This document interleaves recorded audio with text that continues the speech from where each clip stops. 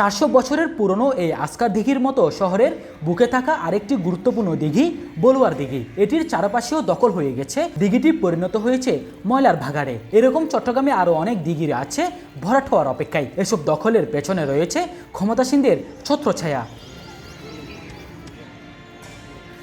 বলুয়ার দিঘি দখলের বিরুদ্ধে গত কয়েক বছর ধরে আন্দোলন করছেন স্থানীয় মোহাম্মদ আরশেদ আজিম আরিফ। তিনি দখলের বিরুদ্ধে পরিবেশ অধিদপ্তর, জেলা প্রশাসন, সিটি কর্পোরেশন এমনকি চট্টগ্রাম উন্নয়ন কর্তৃপক্ষ বরাবরও একাধিক চিঠিও দিয়েছেন, তবে মেলেনি কোনো প্রতিকার। উল্টো দায়িত্বশীল প্রতিষ্ঠানের নীরব ভূমিকায় প্রভাবশালীরা দিঘিটি দখলে নিচ্ছে প্রতিনিয়ত। দিঘি ভরাট করে মনে করেন ফ্যাক্টরি দিচ্ছে, কেউ দোকান দিচ্ছে, বাণিজ্যিকভাবে কাজ করার জন্য, টাকা ইনকাম করার জন্য দিঘিটা ভরাট করা হচ্ছে।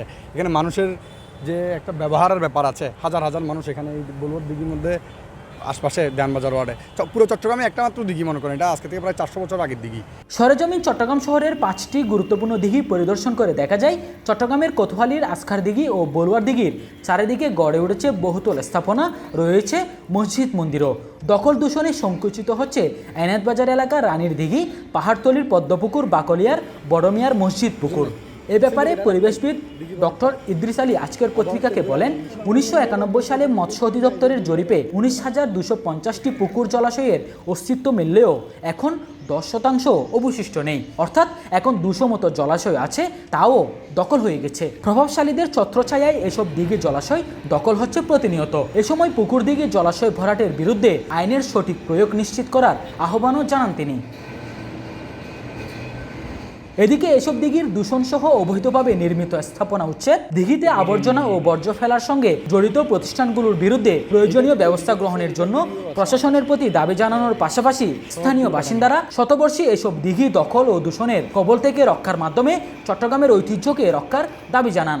আপনার শতবর্ষী পুকুর, এখানে দূর দূরান্ত থেকে তখন মানুষরা ব্যবসা করতে আসতো এখানে, বাট তখন পুকুর অনেক বড় ছিল, কিন্তু এখন অবৈধ দখলদাররা এখানে কিভাবে কি করে দখল করতেছে সেটা জানি না, বাট পুকুর ভরাট করে করে করে আজকে পুকুরের খুবই খারাপ অবস্থা, যেটা নিজে থেকে দেখে অনেক খারাপ লাগে। চিটাগাংয়ের মধ্যে মনে হয় কোনো সচেতন নাগরিকই নেই, শুধু দেখেই যাচ্ছে।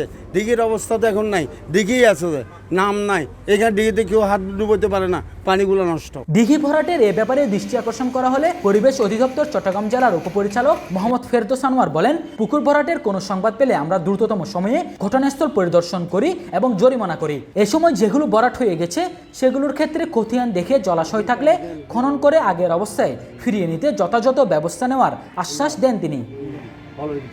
উল্লেখ্য, পরিবেশ অধিদপ্তর চট্টগ্রামের তথ্যমতে 1991 সালে মৎস্য অধিদপ্তরের এক জরিপে 19,250টি পুকুর জলাশয়ের অস্তিত্ব মিলেছিল। 2006 সালে চট্টগ্রাম উন্নয়ন কর্তৃপক্ষের এক জরিপে 4,523টি পুকুর জলাশয় পাওয়া যায় চট্টগ্রামে।